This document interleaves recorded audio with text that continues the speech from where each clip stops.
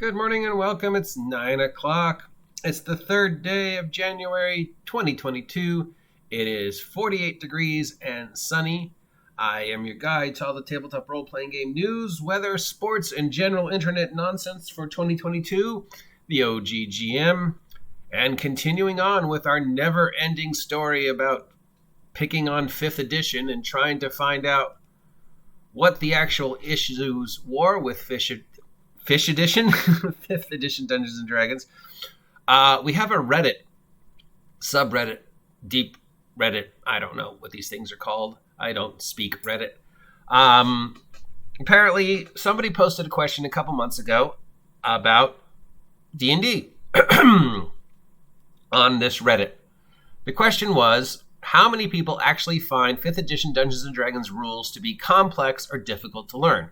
I ask because I've heard that expressed very frequently on this sub, but I've seen 10-year-old kids pick up 5th edition almost immediately.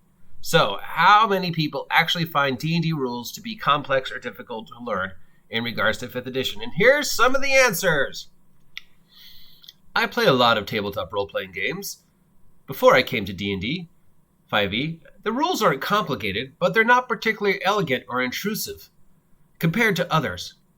And there's very few edge cases. I don't know what that means. So it's not elegant or as intuitive compared to other systems.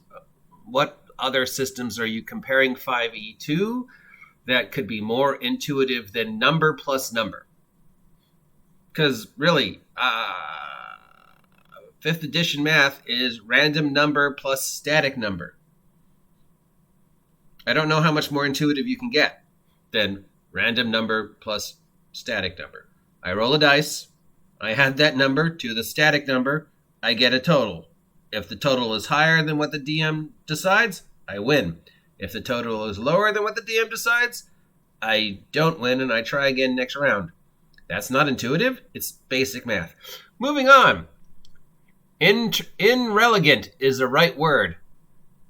Inelegant is not a word. Inelegant is the right word, particularly as the manuals aren't well laid out.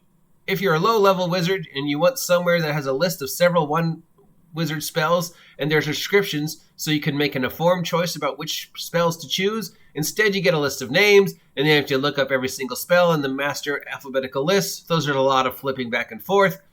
That's true. The 5e's player handbook is also 300 pages long.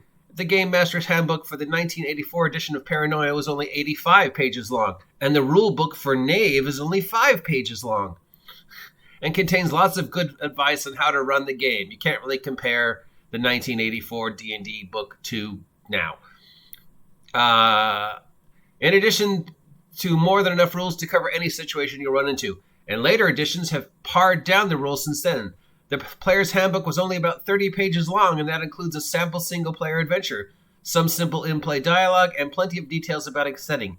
Even the AD&D 5 player's handbook was 130 pages long, and the DM's handbook was 239 pages long.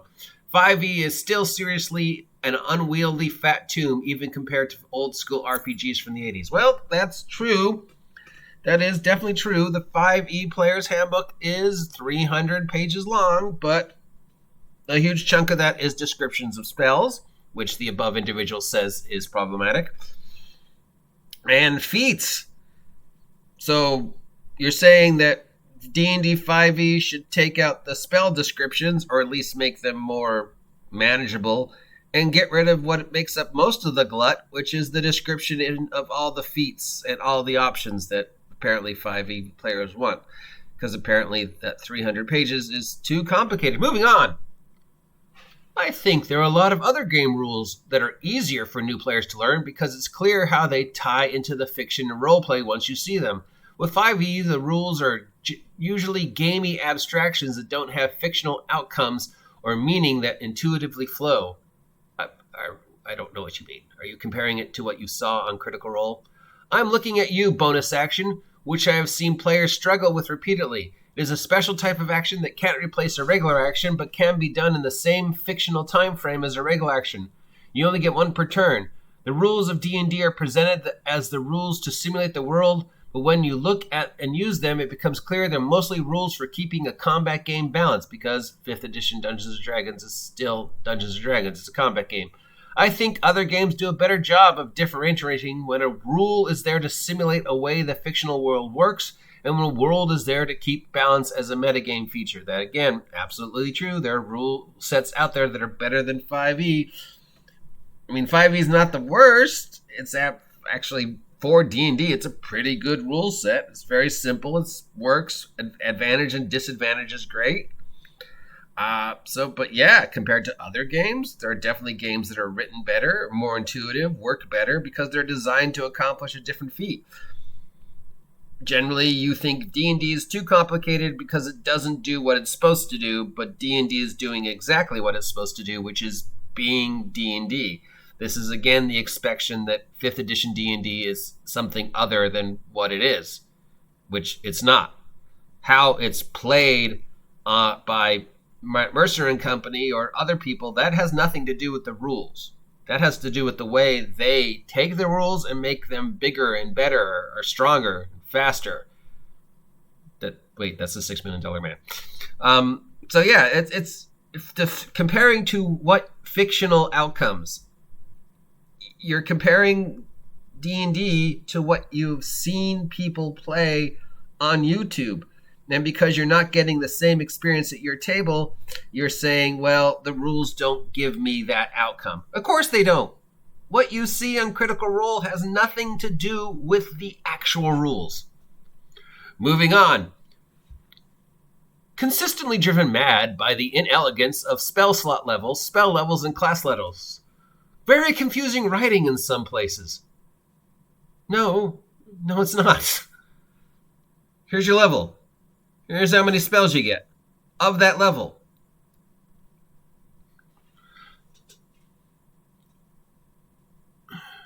Oh, and here's a response. The rules aren't complicated, but it's not particularly elegant or an intuitive system compared to others, and there's a fair few edge cases. I feel like the wording is too many things is ambiguous. For how big books are, you think they could be clear on how things work.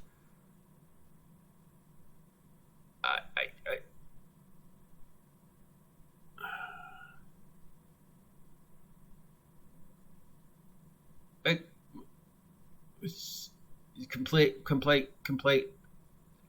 So I could keep reading these, but generally the general belief is by these people on Reddit that D&D as written is problematic and too hard and not intuitive and inelegant. That D&D reads like a rule book. Oh, and that it's got 300 pages of stuff that you people wanted. I mean, if you didn't want the options, you could choose to ignore them and just download the SRD. And a lot of that pages is also art. I mean, look at this. This is, this lady here throwing the thing at this giant here is the cover. And it's also, an inside piece of art. And that's one whole page. That's one whole page. So if you took out all the page or double page art, that'd probably shave off, 8-10 pages of the 300 pages. If you got rid of feats, that's probably another 10 pages. If you actually made this, the spell system, the way it's written, not take up as much space, because there's probably a better way to do it than it was done in the 5e handbook, that could probably shave off another 20 pages. So you could probably shave the player's handbook down to 200 pages, maybe less. Cut down the art by half. Feats, less space, maybe less of them. I mean, a lot of the feats are sort of just redundant and could be easily replaced or rewritten or compressed. And then the hugest chunk of the 300 pages is the spells, right? So just sort of rewrite those, I guess, or better. I don't know. But mainly it seems that 5e players, at least according to this Reddit, and let's face it, probably most of these people don't actually play 5e, find 5e too problematic and too hard and too complicated and too inelegant. And at the end of the day, 5th edition is still the same thing D&D has always been since day one. Random number plus static number. Do I beat what the DM has or not? D&D is beat that number. It always has been beat that number. It always will be beat that number. I mean, if you're talking inelegant, you can't really get more inelegant and simple than 10 plus number or 10 minus number. It's literally kindergarten level math. 1 plus 1 is 2. 13 plus 1 is 14. But apparently that's not elegant, and that's not intuitive, and that's confusing, and D&D is hard. So remember, kids, we can throw all these complicated compliments at how 5th edition is so wonderful and gonna save the world, and how every other game needs to aspire to be D&D. But D&D players are saying that 5th edition, as written, is too hard. I'll post a link to this Reddit so you can read it yourself. I'm not making this stuff up. What do you think? Considering the number one question of 2022 is probably going to be, what is Wizards of the Coast going to do next with D&D? Is D&D too hard? Is D&D too complex? Is D&D not intuitive enough? Is random number plus static number too complicated? You let me know, because I don't really care. It's news, it's interesting, it's kind of funny, it's sort of ironic, it's sort of sad, but it definitely is a lamppost, and we have to look at the lamppost and think about what do these mean to whatever Wizards of the Coast is going to do next with Dungeons & Dragons, because that is the big question of the year, right? Or at least one of the big ones. Remember, had you guys subscribed and helped me hit 1,000 by New Year's Eve, I'd stop talking about Wizards of the Coast. But since you didn't, I get to keep talking about them. Till next time, let me know what you think. Please subscribe if you haven't subscribed yet. Have a great day, and I will talk to you later. Yeah, look at me. Look at my new avatar.